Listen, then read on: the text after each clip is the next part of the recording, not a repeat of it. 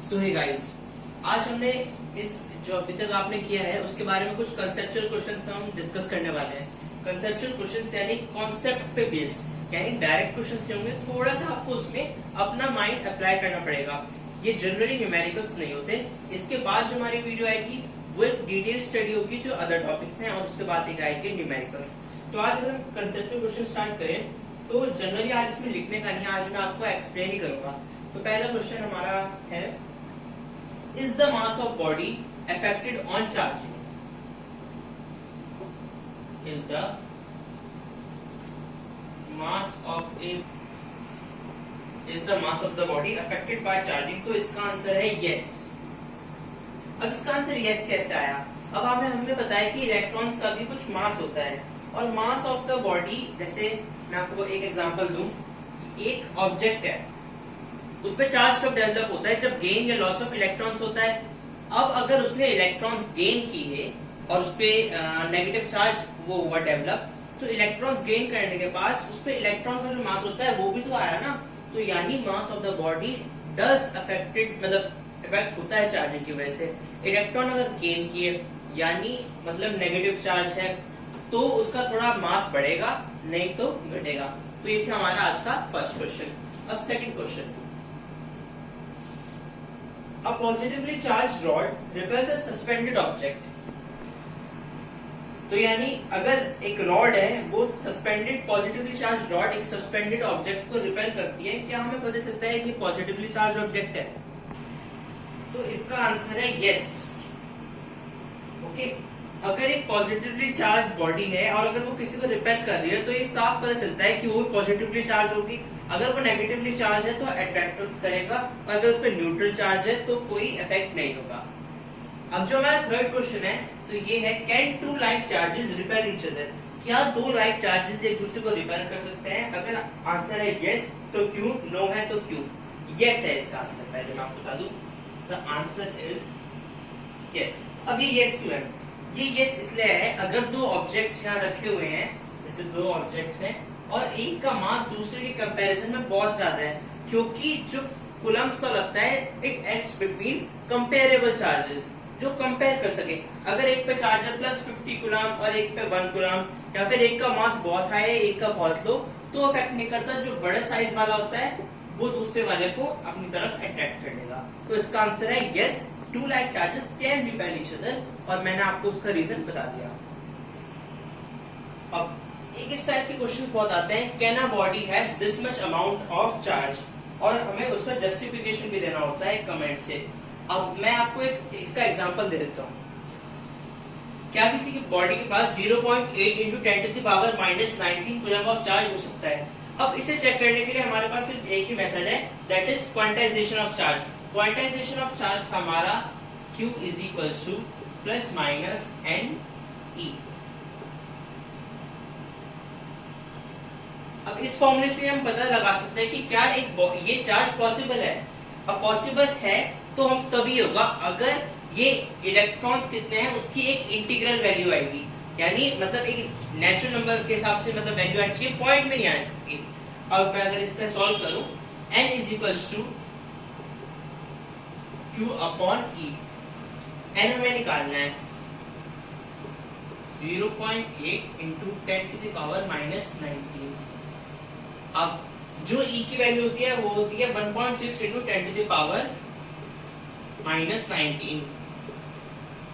ये कैंसिल हो जाएगा और ये आ जाएगा हमारा 0.5, यानी अगर हम पॉइंट हटाएं तो 1/2 हो जाएगा, दैट इज 0.5। तो ये n की वैल्यू पॉइंट्स में नहीं आ सकती, तो इसलिए ये हमारा आंसर हो जाएगा reject. So a body can not have this much amount of charge because मतलब it is not an integral value, और मतलब n की वैल्यू कभी पॉइंट में नहीं आ सकती।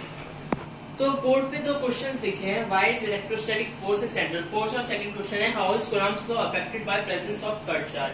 तो अगर पहले क्वेश्चन, ये इनका कोई रिलेशन नहीं है, मतलब क्वेश्चन दोनों अलग अलग है, मैंने भी साथ में लिख रखे हैं। पहला क्वेश्चन है, why is electrostatic force A central force?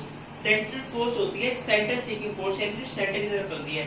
अब क्योंकि इलेक्ट्रोस्टैटिक फोर्स किसी भी दो चार्ज की जो लाइन ज्वाइनिंग होती है उसके बीच में लगती है, thus it is a central force। Okay, जैसे ये है Q1, ये है Q2, ये जो लाइन जॉइनिंग है यहाँ सेंटर पे इस तरफ लगती है, ये मतलब फोर्स इस तरफ लगाते हैं बीच में, तो इसलिए it is the centre force.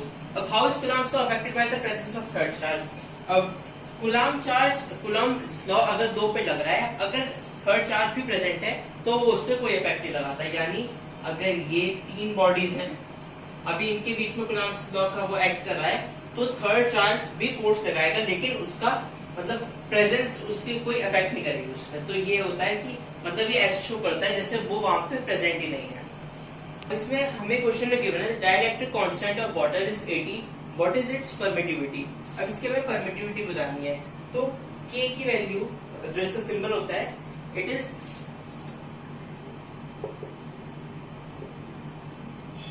Epsilon upon epsilon not. अब परमिटिविटी क्या हुई? ऑफ एनी मीडियम, जैसे m लिख देते हैं यहाँ पे, is equals to K into epsilon not. अब K की वैल्यू हमें गिवन है 80।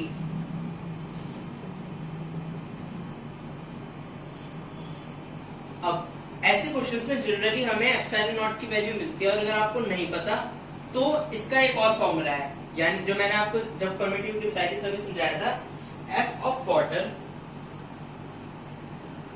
Is equals to F of air upon K। अब F ऑफ वाटर हमें पता नहीं, तो F ऑफ K मतलब F of air upon K, यही हमारा आंसर हो जाएगा। अब उसमें F ऑफ एयर को कुछ भी दे, जब भी आपको कोई क्वेश्चन मिले आपको यही ऐसे करना है, F of air upon K, यानी the permittivity of water is 1 upon 80 times the permittivity of air. Okay, तो ये हमारा होता है वाटर का जब भी पूछ जाए it is 1 upon 80 times the permittivity of air. अगर आपको उसकी पता है तो उसे 80 से डिवाइड कर दीजिए। पहला क्वेश्चन है how is electrostatic force greater than gravitational force और the force of gravitation? Example के उसको बताना है। अब मैं आपको वैसे बता चुका हूँ मैथमेटिकली कि F is greater than Fg by 10 to the power 39 times. अब अगर हमें इसमें प्रैक्टिकल बेस पे एग्जांपल देना है तो हम क्या देंगे उसमें,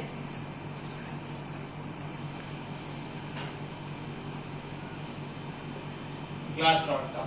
अगर ग्लास रॉड का एग्जांपल बता दूं मैं आपको कि अगर किसी ग्लास रॉड पे चार्ज है और मतलब वो पीसेस पड़े हैं हमारे पेपर के या फिर कॉम वाला भी, तो वो उसे अट्रैक्ट कर लेते हैं और वो उस पर स्टिक हो जाते हैं।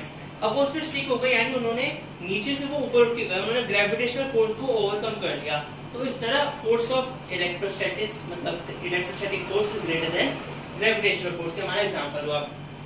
9 Why should a test charge be of very small magnitude? मतलब टेस्ट चार्ज का जो मैग्नीट्यूड होता है वो बहुत कम क्यों होना चाहिए, बिल्कुल नेग्लिजिबल जिससे हो जाए।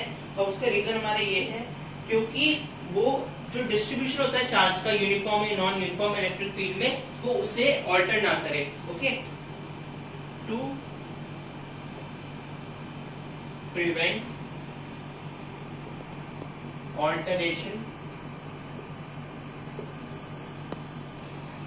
Of charge distribution.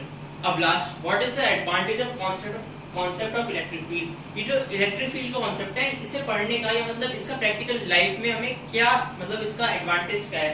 तो उसका एडवांटेज ये है कि अगर आपको किसी की भी इलेक्ट्रिक फील्ड पता चल जाती है तो आपको पता चलता है कि वो दोनों ऑब्जेक्ट एक दूसरे पर फोर्स लगाएंगे और आप इलेक्ट्रिक चार्ज को भी डिटरमाइन कर सकते हो। ओके, सो फिलहाल आज की वीडियो में इतना ही। हमने 10 कॉन्सेप्चुअल बेस्ड क्वेश्चन किए, थोड़े अच्छे लेवल के थे, मतलब आपको ऐसे लेकिन आराम से समझ में आ गए होंगे क्योंकि आपने पूरा चैप्टर अभी से पढ़ा है। और फिलहाल आज के लिए बस इतना ही। Like the video, share the video if you found that informative, subscribe to the channel और कमेंट करना आपके क्या सजेशंस हैं, आपकी क्या प्रॉब्लम्स हैं, और stay tuned to the channel. Thank you.